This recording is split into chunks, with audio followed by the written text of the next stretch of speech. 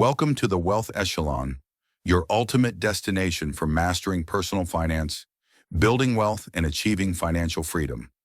Whether you're a beginner looking to budget smarter, an aspiring investor exploring the stock market, or someone seeking practical strategies for debt reduction, this channel is here to guide you every step of the way.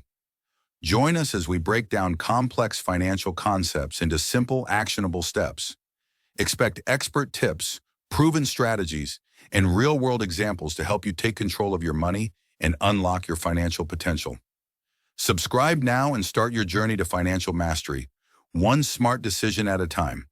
Have you ever heard one of your parents at the end of the month say, "Where did my salary go?"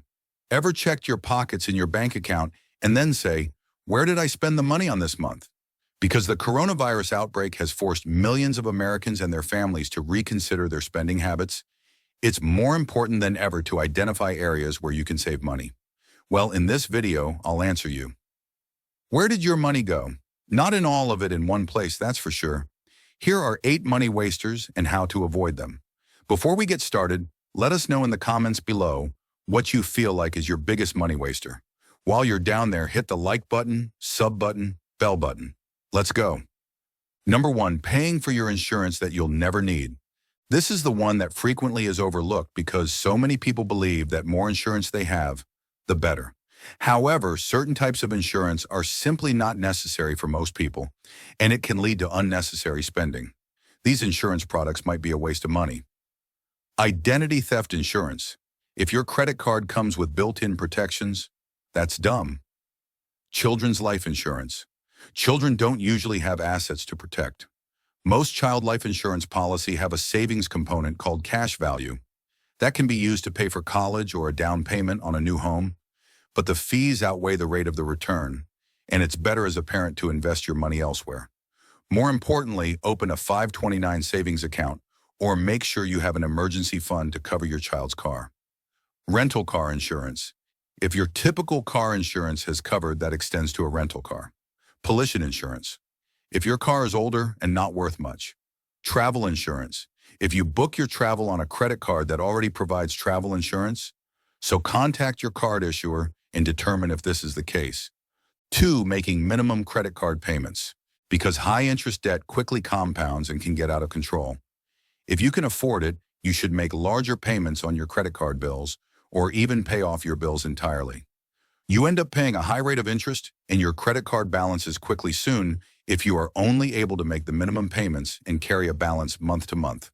So if you have other debts besides credit card debt, pay off the one with the highest interest rate first, especially if the interest rate is in the double digits. Then it might be a good idea to pay more than a minimum to eliminate overall debt more quickly. And for those of you who can afford to pay more than the minimum, make sure you're at least paying what you can pay on time when the bill is due. Number 3, paying for unused memberships and subscriptions. Leave down, we all know this one yet. We keep paying for gym memberships, for example, but we end up visiting the gym once a year. My wish is that after you're done watching this video, you go through all your yearly and monthly subscriptions and cancel them all. You wait a month and then rejoin those that were missing from your routine. I bet you'll probably end up with joining maybe one membership subscription and a useful amount of money saved. Free trials for a new fitness app, streaming service, or subscription box can be a great way to try out a new product or service before committing fully. But it'll also be a free trial is easy to sign up for and also easy to forget about, especially if you want to use this service for a few months. If you do decide to sign up for a free membership or subscription trial, set an alarm on your phone to remind you to cancel before the trial period expires. Apps like Truebill can help you figure out which subscriptions you're paying for but not using. Number 4, wasting food just because we're fed up for now. We've all done it at some point in your lives. Those farm stand strawberries, the leftovers from a few nights ago dinner, where they have drink gallon of milk. These items get misplaced in the back of the fridge, and it's too late before you realize it. This is not only bad for the environment, but it's also a total waste of money. This, in fact, is one of those money wasters that most people engage with on a weekly basis. Try to only buy what you and your family will eat and what you can finish. The price per unit of milk might be much less on a gallon, but you're still losing money if a half gallon would have been enough for a week. Another easy hack is just to keep your fridge clean and organized. The less that clatters in the fridge, the easier it is to see everything. Organize food on the shelves and on the drawers for easy access. Besides being financially and environmentally destroying for us, wasting food is an immoral matter. Without morals, we're not humans anymore. 5. Keeping up with the Joneses. This is one of the more, reminder of new information. It's easy to feel pressure to buy certain things because others around you have them. Competing against our neighbors, the co-workers, the cousins, whose lifestyle is better, who bought it first. The nonsense people are addicted to is catastrophic to their bottom line, not only financially but also mentally. While it's difficult not to compare your life to others, in this age of social media, try to stay true to yourself, your lifestyle, and your budget. 6. Buying coffee from a coffee shop. We all throw away way too much hard-earned money on unnecessary little expenditures without realizing they add up. Who doesn't love coffee? If you're like me, you buy that coffee instead of brewing drinks at home, the habit that can get pretty costly. Some experts think that's a problem, but not all of them do. So what I'm saying, instead of doling out $3 more of cost from Starbucks or any other gourmet coffee shop, look into the cheaper alternatives. I mean, it's such a waste of money for something that costs literally 20 cents. It costs 18 cents to make it. Now, before making any purchase, I asked myself, do I really need this? 7. Paying for convenience. Planning ahead can help you save money on all kinds of things. For example, you'll pay a lot more for snacks you buy at the gas station than you will if you just bring treats from home.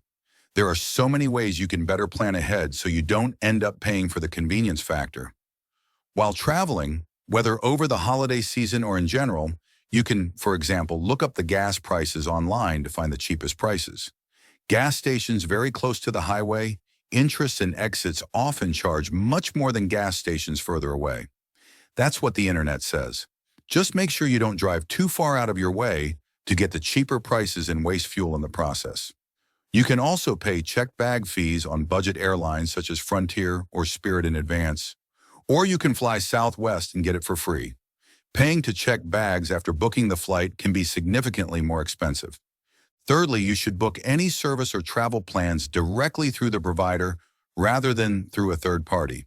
Third parties may allow you to compare rates easily, but may charge you other fees during the process of booking. 8. Impulse fine. Emotional spending occurs from time to time, especially when we are in need of comfort. However, making a habit of it, whether it's positive or negative emotions both, can be financially disastrous. Of course, you want to treat yourself and buy something new from time to time. It's human nature. Emotions, on the other hand, change all the time. You shouldn't give up control or allow them to pull you in too many different directions. Many experts believe that this is a surefire way to deploy your resources.